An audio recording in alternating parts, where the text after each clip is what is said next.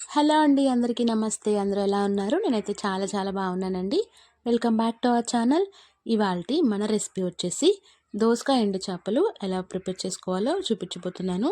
చాలా సింపుల్ అండి. ఇది కలగలుపు కూర అనమాట. ఇప్పుడంటే మనకి వెరైటీ వెరైటీ రెసిపీస్ అన్నీ వచ్చేసినాయి కానండి, ఒకప్పుడు మాత్రం ఇలా కలగలుపు కూర చాలా ఫేమస్ అన్నమాట. అదే కాకుండా ఈ ఎండు చేపలతో కాంబినేషన్స్ చాలా రకాలుగా చేయొచ్చు. ముందు ముందు చూపిస్తాను. మరి లేట్ చేయకుండా ప్రాసెస్ చూసేద్దాం.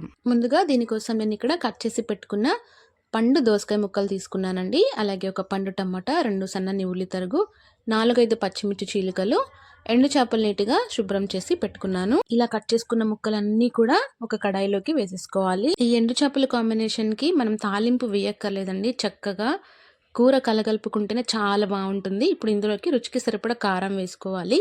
అలాగే 2 టేబుల్ స్పూన్ల వరకు ఆయిల్ని వేసుకుని కొంచెం రుచికి సరిపడా రాళ్ళ ఉప్పు కూడా వేసుకోవాలి. మనకి ఎండు చేపల్లో కొంచెం ఉప్పు ఉంటుంది కాబట్టి చూసుకొని వేసుకోండి. ఇప్పుడు ఉప్పు కారాలు చక్కగా ముక్కలకి బాగా పట్టేసేంత వరకు ఇలా చేత్తో కలుపుకుంటేనే కూర చాలా రుచిగా ఉంటుందండి.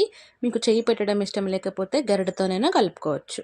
ఇలా కలుపుకున్న ముక్కల్లోకి మీకు పులుసుకు తగ్గట్టు నీరు వేసుకోవాలి. దోసకాయ ముక్కల్లోంచి ఆల్రెడీ నీరు ఉంటుంది కాబట్టి ఒక 200 ml వరకు నీరు వేసుకుంటే సరిపోతుంది.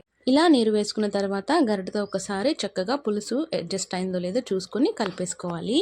ఇప్పుడు స్టవ్ మీద పెట్టుకుని ఫ్లేమ్ అనేది మీడియంలో ఉంచేసి సన్నని సెగ మీద ఉడికించారంటే మనకి చక్కగా మగ్గిపోతుందండి. ఇలా ఒక పొంగు వచ్చిన తర్వాత ఇందులో ఉడికించుకున్న గుడ్లను వేసుకుంటే చాలా బాగుంటుంది. ఇక్కడ గుడ్లు అనేది మీ ఆప్షనల్ అండి. మీకు ఇష్టమైతే వేసుకోండి. నేనైతే ఇక్కడ 2 వేసుకుంటున్నాను. ఇప్పుడు ఫ్లేమ్ అనేది మీడియం కంటే కాస్త తగ్గించి పెట్టుకుని కూర కొంచెం ఎగుర్చుకుంటే చాలా బాగుంటుందండి. కొంచెం దగ్గరకైతే సూపర్గా ఉంటుంది. ఇందులో ఎటువంటి మసాలాలు వేయక్కర్లేదండి. అసలు చాలా రుచిగా ఉంటుంది. ఖచ్చితంగా ఇలా ఒకసారి ట్రై చేయండి. అలాగే మరిన్ని వంటల కోసం మన ఛానల్ని సబ్స్క్రైబ్ చేసుకోవడం మాత్రం మర్చిపోకండి. అలాగే లైక్ చేసేయండి.